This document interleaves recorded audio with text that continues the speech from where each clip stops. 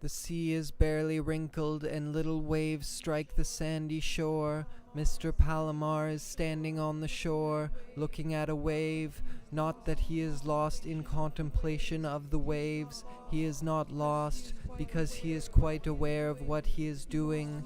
He wants to look at a wave, and he is looking at it. He is not contemplating, because for contemplation you need the right temperament, the right mood, and the right combination of exterior circumstances. And though Mr. Palomar has nothing against contemplation in principle, none of these three conditions applies to him. Finally, it is not the waves that he means to look at, but just one individual wave. In his desire to avoid vague sensations, he establishes for his every action a limited and precise object. Mr. Palomar sees a wave rise in the distance, grow, approach, change form and color, fold over itself, break, vanish, and flow again. At this point, he could convince himself that he has concluded the operation he had set out to achieve, and he could go away. But isolating one wave is not easy, separating it from the wave immediately following, which seems to push it and at times overtakes it and sweeps it away, and it is no easier to separate that one wave from the preceding wave, which seems to drag it toward the shore, unless it turns against the following wave, as if to arrest it. Then, if you consider the breadth of the wave parallel to the shore, it is hard to decide where the advancing front extends regularly and where it is separated and segmented into independent waves, distinguished by their speed, shape, force, direction. In other words, you cannot observe a wave without bearing in mind the complex features that occur in shaping it and the other equally complex ones that the wave itself originates. These aspects vary constantly, so each wave is different from another wave, even if not immediately adjacent or successive. In other words, there are some forms and sequences that are repeated, though irregularly distributed in space and time. Since what Mr. Palomar means to do at this moment is simply see a wave, that is, to perceive all its simultaneous components without overlooking any of them, his gaze will dwell on the moment, on the movement of the wave that strikes the shore until it can record aspects not previously perceived. As soon as he notices that the images are being repeated, he will know he has seen everything he wanted to see, and he will be able to stop. A nervous man who lives in a frenzied and congested world, Mr. Palomar tends to reduce his relations with the outside world and to defend himself against the general neurasthenia. He tries to keep his sensations under control insofar as possible. The hump of the advancing wave rises more at one point than at any other, and it is here that it becomes hemmed in white. If this occurs at some distance off from the shore, there is time for the foam to fold over upon itself and vanish again, as if swallowed, and at the same moment invade the whole, but this time emerging again from below, like a white carpet rising from the bank to welcome the wave that is arriving. But just when you expect that wave to roll over the carpet, you realize it is no longer a wave, but only carpet, and this also rapidly disappears, to become a flinting of wet sand that quickly disappears, to become a glinting of wet sand that quickly withdraws, as if driven back by the expansion of the dry, opaque sand that moves its jagged edge forward. At the same time, the indentations in the brow of the wave must be considered, where it splits into two wings, one stretching toward the shore from right to left, and the other from left to right, and the departure point of the destination of their divergence or convergence in this negative tip, which follows the advance of the wings but is always held back, subject to their alternate overlapping until another wave, a stronger wave, overtakes it with the same problem of divergence, convergence, and then then a wave stronger still, which resolves the knot by shattering it.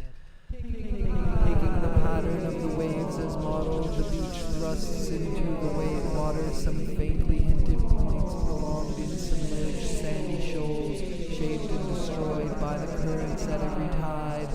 Mr. Palomar has chosen one of these low tongues of sand as his observation point, because the waves strike it on either side obliquely and overrunning the half-submerged surface, they meet their opposites.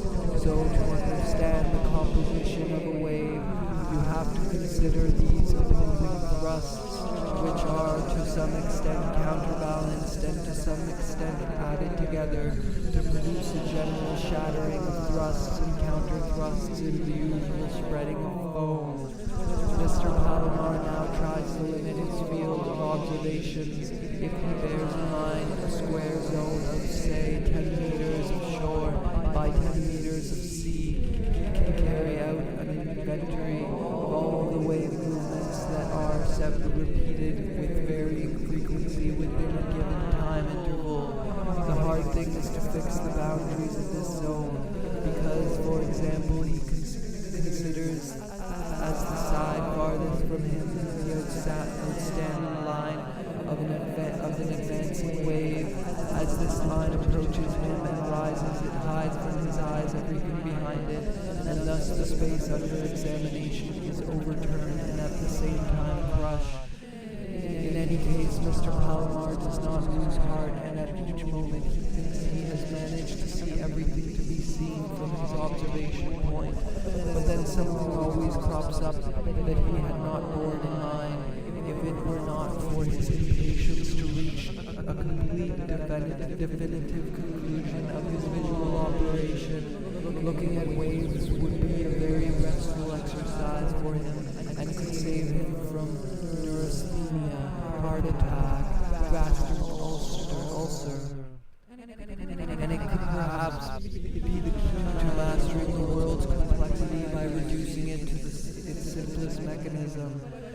But every attempt to define this model must take into account a long wave that is arriving in a direction perpendicular to the breakers and parallel to the shore, creating the flow of a constant, barely surfacing crest.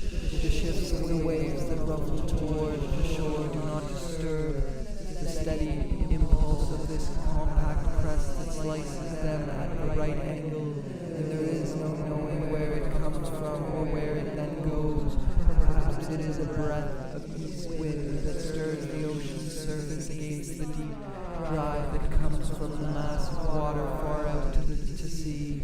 But this wave born of air receives also the oblique thrusts from the water's depth and redirects them, straightening them in its own direction and bearing them along. And so the wave continues to grow and gain strength until the clash of contrary waves gradually dulls it and makes it disappear, or else twists it until it is confused in one of the many dynasties of oblique waves slammed against the shore.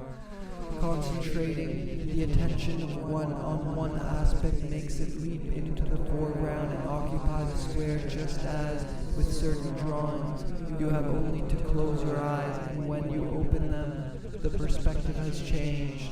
Now, in the overlapping crests moving in various directions, the general pattern seems broken down into sections that rise and vanish. In addition, the reflux of every wave also has a power of its own that hinders the oncoming waves, and if you concentrate your attention on these backward thrusts, it seems that the true movement is the one that begins from the shore and goes out to sea. Is this perhaps the real result that Mr. Palomar is about to achieve? To make the waves run in the opposite direction, to overturn time, to perceive the true substance of the world beyond sensory and mental habits. No, he feels a slight dizziness, but it goes no further than that. The stubbornness that drives the waves toward the shore wins the match.